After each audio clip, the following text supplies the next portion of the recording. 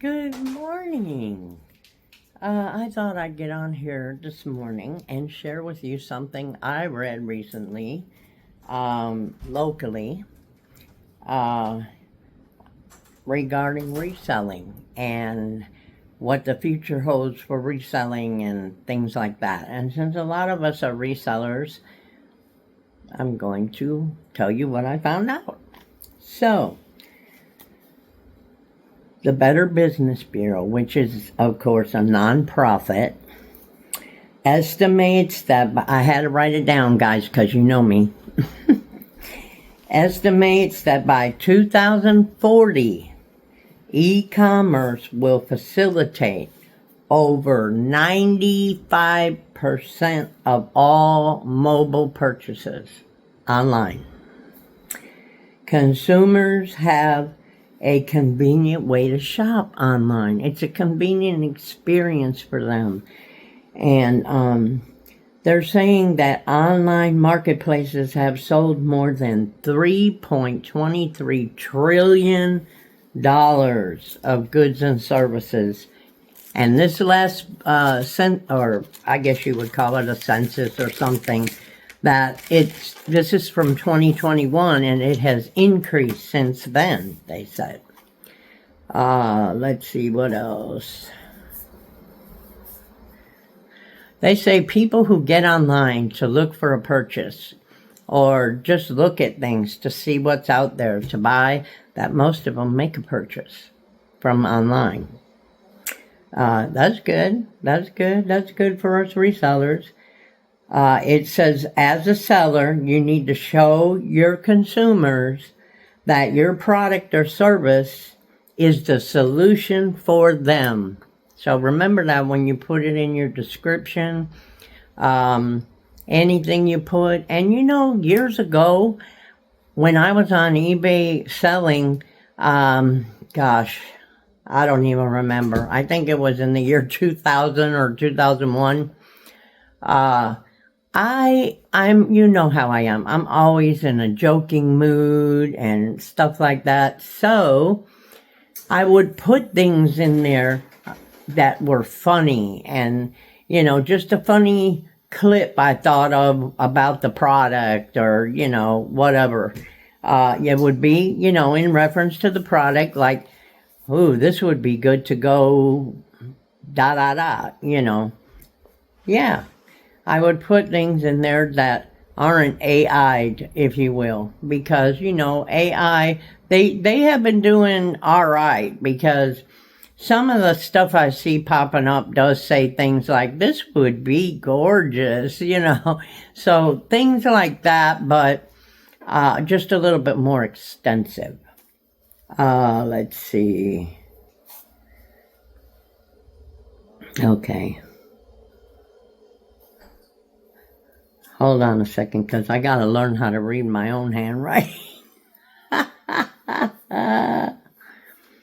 Let's see. They're saying that they think that a lot of the local online markets, a lot of the locals will be on online markets come the future, which I do too. But my feeling is a little bit different in the sense that with all this crime going on in the malls and in the stores and all these germs that are coming up, I mean, we've had this forever, but it just seems like it's more nowadays, I guess. But with all that going on, people don't want to go in the stores lately. And people don't want to, a lot of people with anxiety and panic, when they have what would you call it? An exacerbation, it gets worse for a week or so. Some people don't even want to be around other people, and they can't. I mean, it really affects you that bad. I used to be like that, so I know how it is. Bert used to have to go and shop everything. I'd give him a list. He never came out with the right things. But anyway, so that's what I'm thinking, And also, just think about it, guys. It's a little bit cheaper to have an online business than it is to have a sticks and bricks, especially with all the things you have to pay now. Flood insurance, business insurance, liability insurance, you got taxes, you got payroll taxes, I guess you're going to have payroll taxes if you have a lot of people working in your online business, so that will probably stay, no doubt. Let's see. It says you can create a more direct relationship with your customers if you have a local online market. So that's more like, I would say, going to Facebook. I never really did very well on Facebook. Maybe it's me. I have sold things on there, but I've had stuff on there now for, oh Lord, nice stuff too, and cheap. And I haven't really sold much in the last year on Facebook Marketplace. I don't know why, because in the beginning I did kind of sell comparable with eBay anyway, because I'm doing a lot better on Poshmark than I have done on eBay in years, okay? Let's see what else they said. They are calling it geo-targeting. No marketing by you, but finding where they purchase online and you going to them. So in other words, I guess, like our search engines or whatever, it's so much easier for people to get online, type in what they're looking for, and come up with it, where honestly, you go in the stores nowadays and there are very few stores. There are some, but there are very few stores where somebody's going to smile and say, hey, are you looking for something? Or, can I help you to find something? Or even if you go ask them, they act like you're bothering them, And when I was in college, of course, I was in my 30s in college, okay?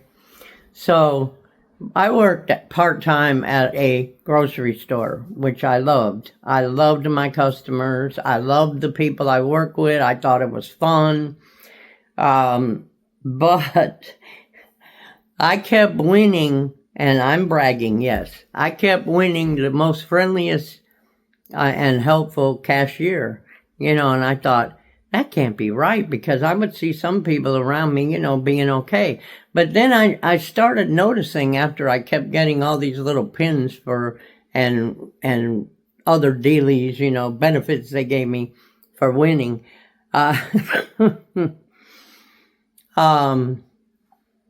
I kept watching other people that were the cashiers, because I was wondering, all I do is smile and say, hey, good morning, what you doing today? And whatever, how's the family, if I knew them, or, is everything okay? Did you find everything? Whatever. I don't know. I looked at the other girls that were in there, and sometimes guys, because we did have guys that were doing register too. And I would see them, especially if I was on the morning shift and I had to be there at 7:30.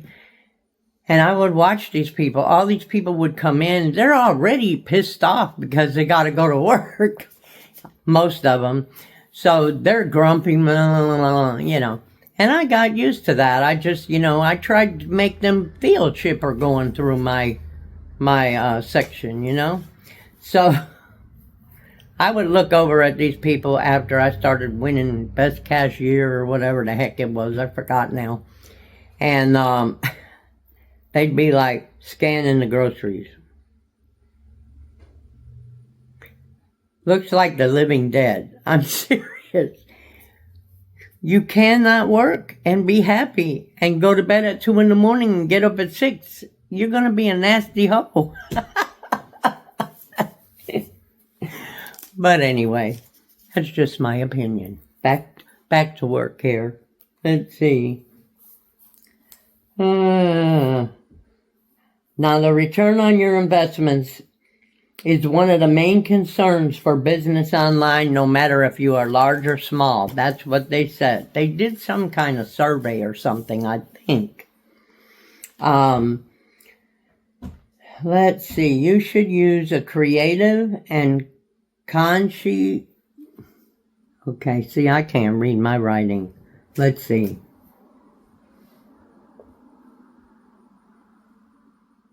Concentrated marketing efforts. Creative and concentrated marketing efforts.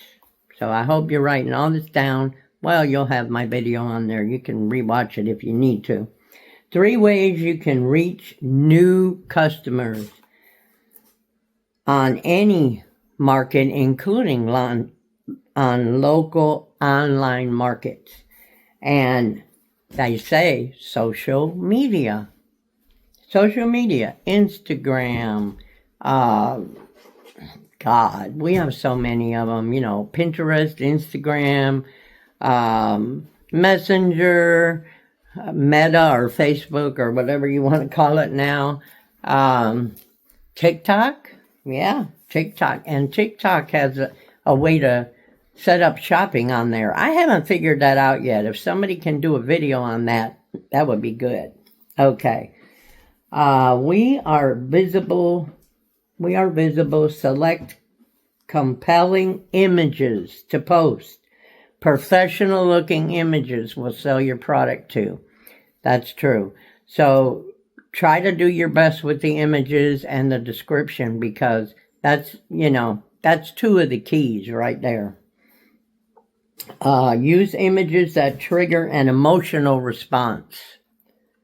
It gives more trust in the seller, being us, the sellers. Use flat laid photography or an action shot if you're selling a service. That's pretty good. I used to do that with my clothes, but everybody went to hanging clothes up and stuff like that. But me, back in the day when I sold on eBay, and I was making good then, but eBay was another platform then too. But I took flat images. I would have a nice white sheet or something. I would lay on a nice clean floor. I would spread the jeans out, just like they were on a mannequin or something. And then I would take that picture, any flaws on that side, then I would flip them over and take a picture of them laying face down so that they could see the back. And nobody ever told me to do that. I just started doing it. But they're saying that that's one of the ways that triggers an emotional response from them. I don't know how, but use your high-value keywords, which also helps drive sales on local sites. Sites for keyword ideas. Oh, goodness. What did I write here? Sites for keyword ideas are SEMRUSH. SEMRUSH.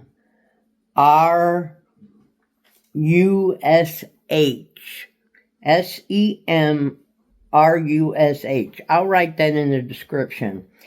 And M as in Mary, capital, O2.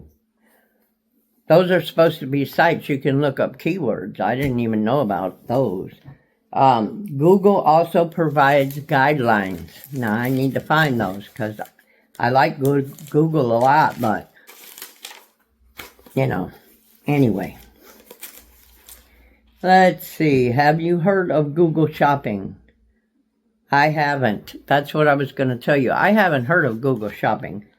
But they say it has a 93% search engine marketing share.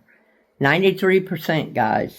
Now remember, this ain't no sponsored video or nothing. This is just information that I read locally and I wanted to share with you guys. If it's listed there, it can supposedly improve your search engine. Wow. Okay. Let's see. Rankings. Let's see. It can improve your search engine rankings, making it easier for someone to find a specific item. Therefore, you get more sales. Makes sense. If you have a brick and mortar store, which most of us I don't think do, I think most of us all sell on Facebook or eBay or, online, period.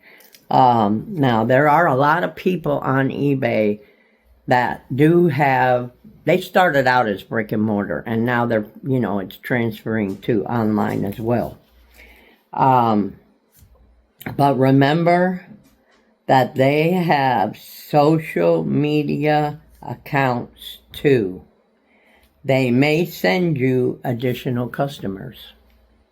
Okay, keep this video handy so you can rewatch it and use some of those ideas, because I'm going to use some of those ideas if I don't already, and I'm going to see how it does for me. Yeah, I just thought, hey, I'm not doing anything. I'm still waiting for fun boxes. I'm still waiting for American Thrift Supply boxes. And I'm going to tell you, I go and check the tracking on just about all the packages I order. And I am seeing things where my packages are sitting in one city and state for days before they move on to the next one. I don't get that.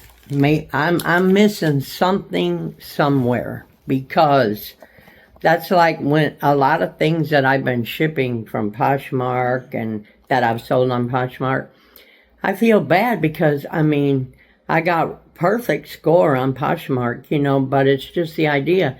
These people spend their money, they buy things, and then it takes forever for them to get them, even if they're here in Texas. How in the flip does that happen? Okay? But I'm talking FedEx and UPS as well. I have packages that are still out of state somewhere that were mailed last week. So really, I can't blame ThredUp. I can't blame American Thrift Supply. They mailed them out timely. I don't know what's going on. I really don't. If I don't know, I guess we all just need to write a letter to the head guy, and not Trump. I don't do politics on here, remember? But the head postmaster in Washington, and say, hey, y'all have raised our rates on postage in the last 2 years like unbelievable, okay? But the service became more sucky. How can that happen? Don't know. But anyway, I hope this video helps you guys to sell a lot more things. And let me know in the comments what you thought about it, how you feel about that information, and give me a thumbs up, and make sure you subscribe if you haven't subscribed so you can get all my videos, and make sure to ring the bell next to the subscribe button. That way you will get all the videos. Share me out on your social media. Remember, social media. Visit some social media. Oh, one more thing before I let you go. When you start on YouTube, make sure that you go look at other people's channels. Don't just stay in one little pod, so to speak. Have a lot of people that you watch, because that gives you a lot more people to come and watch yours, because they read your comments just like the people who make the video at least should read your comments, and most do. So the people who are leaving a comment for that creator also read your comments, and if they like what you say or whatever, they will go to your channel, and hey, they may subscribe and start watching it. So don't forget that. I love to help all my friends out. We'll see y'all later. Hopefully I'll get my boxes today sometime.